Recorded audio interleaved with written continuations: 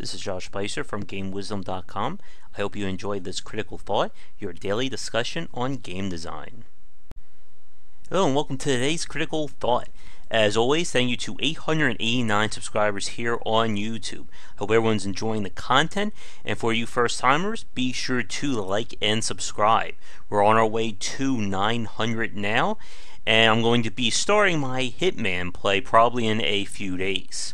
Another new video playlist that should be going up either today or starting tomorrow is going to be my run through of the Book of Demons, the early access version. If you missed the Twitch streams, I was able to finish the game there, and I'll be breaking all that up into hopefully decent sized chunks for you guys who enjoy here. Like I said, it's going to be built in the early access, so by the time everything goes up, it may not even represent the current version. For today's topic, we are going to be talking about gunplay. Not to be confused with gameplay. Gunplay is essentially the feel of the weapons and how they're designed and balanced in first-person shooters or usually any kind of shooting-based game. From the outside, it may not sound like that big of a deal, similar to someone stopping during a race in a racing game to admire, how detailed the foliage looks. But gunplay is very important and a major part of some of the best and most memorable shooters of our time. When it comes down to gunplay, there are several aspects of it that you have to take into consideration. The first one is the sound effects. This is where sound and good audio design really comes into play. You don't want to be using a shotgun that sounds like boom, boom, boom. You want like a boom and then the, like the noise of the classic Doom, which unfortunately I don't have the audio ability to do funny sound effects. But anyone who's played Doom, whether it's the classic one or Doom 2016 up there, knows about the effect of sound design. When you shoot that shotgun, you hear the whole sound effect of it going off. Even the pistol sounds meaty. And sound design is one of those topics I am not versed in. I'm not an audio guy myself. I'm sure there are people who have made videos or posts about it somewhere on the internet. But when it comes to the sound design, you want the guns to have like a sense of heft to them, even if the gun is an imaginary weapon. Games like Bulletstorm, which we'll come back to in a few minutes, features unrealistic weapons where you can still feel like the weight of them when you shoot it. They have like a unique sound to them, and again, it's one of those topics that it may be hard to properly describe it, but you know it when you hear it. The next part of gunplay is the reaction to the enemies themselves, and this kind of response can also be applied to just about any video game. But the second part of good gunplay is the enemy has to react and respond accordingly. If I take my shotgun and I shoot someone in the chest, I expect a response. And one of the telling signs that a developer is not versed in shooting or real-time combat is when they slip up in this regard. And the original BioShock is a good example of this. I remember playing BioShock where a splicer is coming at me, I have my shotgun, I shoot him right in the head with it, and all the guy does is go like this, and then you see his health bar go like that. That was the whole response, and that's not good. You never want to have a game built around combat like that with responses like that. Even if the enemy isn't supposed to take a lot of damage, they need to register some kind of feedback from that weapon. They should be, getting reeled back, staggering, anything along those lines. And that kind of good feedback can even be applied to fantasy games. In Diablo 3, for instance, when you shoot someone with your arcane death ray of death as a sorcerer or sorceress, they don't just fall to the ground. Thereby, recoils back as all their parts disintegrate from the spells. When you use something like the Witch Doctor's explosive abilities or his heavier spells, enemies, just break up into gibs and fly all over the place. Is it, pivotal to the gameplay? No. but it pulls you in and really, gives that sense of excitement for combat. And that kind of feedback is one of the things that just really kills my enjoyment of a lot of games that have shooting elements but aren't, I guess, quote-unquote real shooters. For instance, like Fallout 3 and Fallout 4, or The Division, which it's really stopping me from loving that game. When I shoot someone with my sniper rifle, I expect more of a response than just, ow, ugh, stuff like that, even to the elite enemies. And that kind of response, again, is more about the animations, but it can play into how combat goes out. If enemies can be staggered, this can be a tactical option. Now, the third part of Gunplay is with the actual weapons themselves. What is going to be their purpose or use? And this is where different kinds of guns really work to their advantage. In games like most first-person shooters, you have, one kind of pistol, one kind of shotgun, one kind of sniper rifle, etc. And developers can design unique elements to these weapons. The pistol's not going to handle the same as a shotgun, which won't handle the same as a machine gun, and you get the picture. And there's a lot of different parts of this. It could be recoil, reload, firing rate, you name it. And the feel of the weapons for this category, or how they differentiate, also feed back into the other two parts, the response of the enemy and how the gun sounds. And I'll give you a really good example of this and what really pulled me into a game.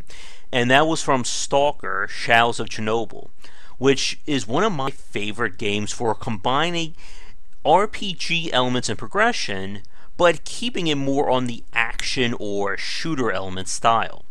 And one moment that I still remember from that game came very early.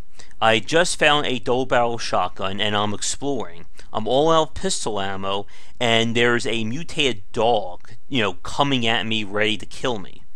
And I take the shotgun, aim, and I shoot, and I hear like the loud sound, the buckshot going off. The whole screen recoils back. And when it comes back center onto the normal view, the dog is dead at my feet. And that was just like a pulse-pounding moment of excitement, of just everything just working in sync. We have the sound of the shotgun, we have the recoil, again, shooting the screen up and back, and the response on the enemy. Now, if the game was more of a first-person shooter or more visual in that regard, we could have seen, chunks getting blown off, gibs and all that stuff. But the sound and the feel of the guns were enough to get that response. And another really good example of that would be Bulletstorm. And this is a game that I feel is very underrated, and I may dedicate a critical thought to exploring further. But this was a game that was really built on great weapon design. Every weapon in the game had a secondary function which was usually completely different from its first. The assault rifle gets a railgun option. The grenade launcher gets this kind of bolo bomb attack that wraps around enemy and then will explode. The rocket launcher, the sniper rifle gets the ability to actually control bullets and then explode the bullet after like a few seconds, and you control this. And it was all built into creating a very satisfying first-person shooter. And with the different feels of the weapons, you got that sense that each weapon was unique. The assault rifle wasn't going to behave the same as a sniper rifle, same as the machine gun, and again, that same example. Same thing goes with Doom 2016. Each weapon feels different, it has different upgrades, and it really creates almost this playground of destruction that you can really let loose on the enemies. And Doom and Bulletstorm are really good examples of that. And when the gunplay works with a combination of the feel of the weapons, their uniqueness, and just like the sound design and the response on the enemies, it creates a very enjoyable game. Now, like I said, with gunplay, it doesn't always have to be fancy, it doesn't always have to be realistic. Again, it's about how you're modeling these weapons. Like I use with a term like the realistic fiction. You can have fantasy elements like in Diablo 3 or completely sci-fi weapons like in Bulletstorm, and as long as you get that feel right, that it feels like you're using a real weapon. That's not just something that again just goes pew pew. It can really elevate these games. And in Bulletstorm's case, it becomes a major part of how the game is designed, with the scoring system, how it's not just about killing enemies, but killing them in style. But again, I think we may dedicate critical thought to it. And if there's enough interest, I may, if I can get it to stream, I would love to record some footage of Bulletstorm and have it up on the channel. But we're going to wrap up today's critical thought here. Again, to sum it up, good gunplay is all about how the weapons are designed, how enemies respond to them, and again, the feel and sound of these weapons.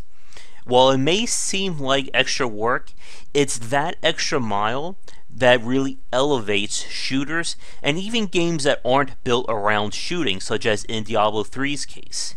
When you can really feel the meat or the heft of your attacks, it can do a lot to elevate and raise these games up. One last example would definitely be the Souls series. Again, you're not just going like this with your sword or your axe. You're seeing the entire heft of the swing and the response it takes on the enemies. Now, obviously, you're not chopping, enemies into little bits and stuff, but the sound design, the animations, it all goes into elevating this beyond just what you would see in a turn-based RPG or one of the old school games. And without having that kind of heft and feel to it, the game loses a lot of its elements. Imagine playing Diablo 3 or Doom as a text adventure. I slice enemy. I use double barrel shotgun. It's of course, you're still doing it, but you're losing a lot of that feel. Although I'm pretty sure someone must have created a text-based version of Doom at this point. I know there is a turn-based RPG take on Doom, but there's gotta be something like that. But we're going to wrap it up here. For those of you watching, if there's any other good examples of games with a good feel to it, it doesn't even have to be a first-person shooter, but good gunplay or good feel, be sure to let me know in the comments below.